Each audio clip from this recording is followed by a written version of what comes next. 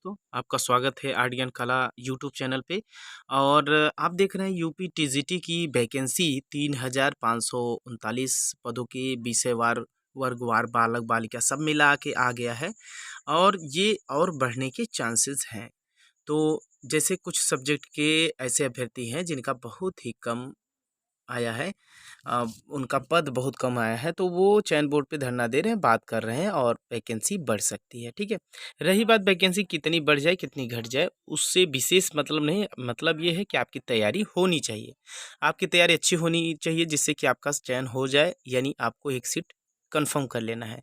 तो जैसा कि 9 तारीख से यानी अभी 2 दिन हो गए, तो यहाँ पे वैकेंसी जो है ये आवेदन हो रहा है, प्रारंभ हो गया है और 9 तक होगा, यानी 1 महीने तक लास्ट डेट जो सबमिट करने की लास्ट डेट है वो 9 तक चलेगी। तो आपको यहाँ से जुलाई तक चलेगी और 3,539 पदों पे भर्ती है।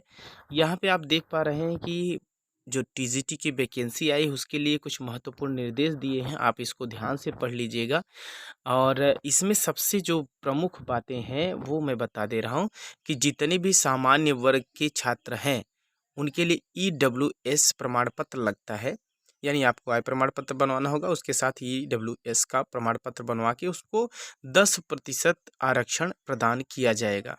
ठीक है, और इसमें दिया है कि सभी प्रकार के जो विषय हैं, जैसे जो इंग्लिश के है तो इंग्लिश में ही होंगे, संस्कृत के संस्कृत में ही होंगे और हिंदी के हिंदी में ही होंगे, और जैसे हमारा सबका हो गया कला का तो कला में ही होगा। इस प्रकार से इसमें दिया गया है। और सबसे जो इम्पोर्टेंट बात है वो आवेदन जो है ऑनलाइन ही होगा। इसको आप किसी भी प्रकार से किसी की गलतफहमी में ना रहिएगा। ठीक है, जो पहली बार दे रहे हैं उनके लिए बता दे रहा हूँ। और लिखित परीक्षा केंद्र परिषद के अंदर मोबाइल फ़ोन ब्लूटूथ ये तो जब एग्ज़ाम होने लगेगा तब आपको बताया जाएगा, और ये ध्यान दीजिएगा कि ये सब नहीं चलेगा।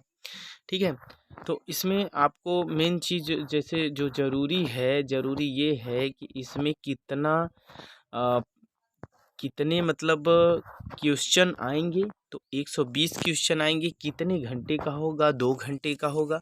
साथ ही साथ ये पूछा जाता है कि क्या माइनस मार्क का रहेगा, तो जी नहीं, माइनस मार्क का नहीं है।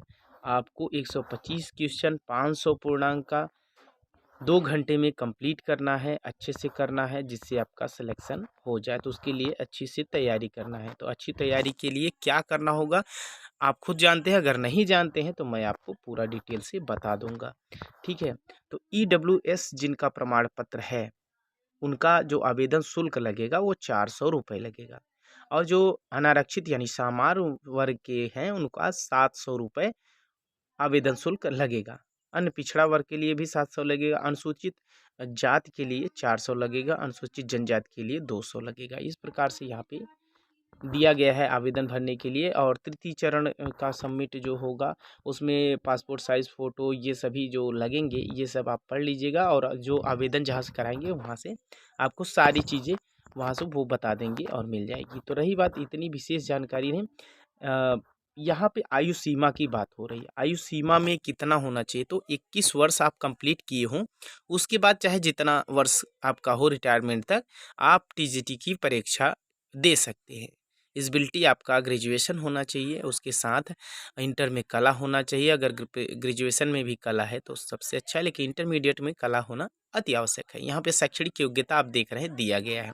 अध्यापक के किसी पद पर नियुक्ति के लिए अभ्यर्थी को इंटरमीडिएट शिक्षा अधिनियम 1921 के अधीन बनाई गई नियमावली के अध्याय 2 के विनिमय 1 में निर्दिष्ट अर्हता होनी चाहिए। उसके अतिरिक्त समय समय पर प्रख्यापित दिए गए संशोधन एवं राजाज्ञाओं का आवेदन की अंतिम तिथि का संशोधन यथावर्धित योग्यताओं भी मान्य होंगे। यानी जैसे कि कहीं कहीं का डिप्लोमा ये सब चीज़ मान्य होगा, कहीं कहीं का सर्टिफिकेट। ठीक है, अब यहाँ पे वेतन माह की बात कर लेते हैं। वेतन माह जो है वो 7वें वेतन ग्रेड की लगी है, और ग्रेड पे जो है 4600 का है, यानी आपका 4600 अगर ग्रेड पे है। ये देखिए टीजीटी 4600 ग्रेड पे होता है और पीजीटी जो है 4800 ग्रेड पे होता है। तो 4600 ग्रेड पे आपका पहुंच जाएगा कम से कम 50,000 प्लस, यानी 51-52 हज़ार तक। तो उसके लिए निश्चिंत रहिए। रही बात आपका तैयारी होना चाहिए। ठीक है, आरक्षण के बारे में इसमें दिया गया है, तो आरक्षण का विशेष आपको नहीं ध्यान देना है, क्योंकि आपको क्वालिफाई जनरल के हिसाब से करना है। ठीक है, यानी तैयारी जो करनी है वो बहुत ही ज़बरदस्त करना है। इसमें देखिए परीक्षा केंद्र के बारे में भी दिया गया है, तो यहाँ पे सभी जनपद मुख्यालयों पर ही केंद्रों का निर्धारण किया जाएगा।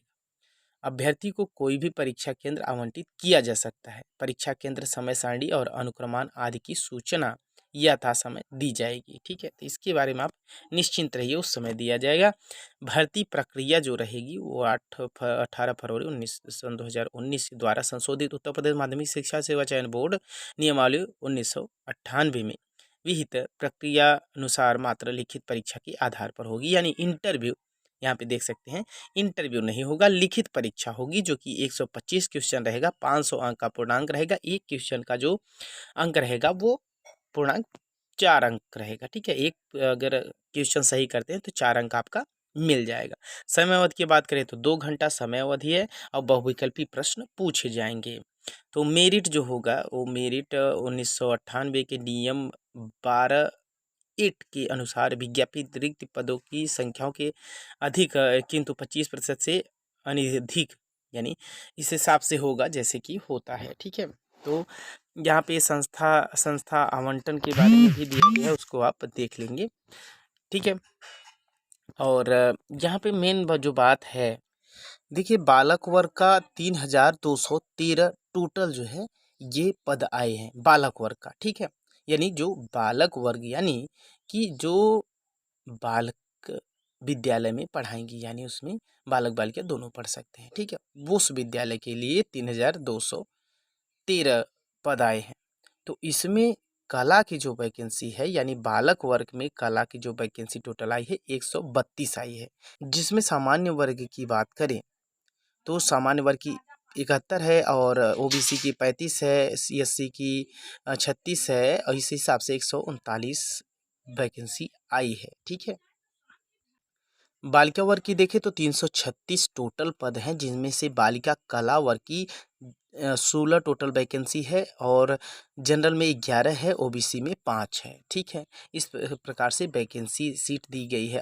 अब यहाँ पे योग्यता की बात करेंगे तो अब यहाँ पे देखिए कला की योग्यता क्या दी गई है, इसके बारे में नेक्स्ट वीडियो में बात करेंगे। इस वीडियो में इतना ही, क्योंकि बहुत ज़्यादा वीडियो बड़ा हो जाता है तो थोड़ा सा प्रॉब्लम हो जाती है। Thank you.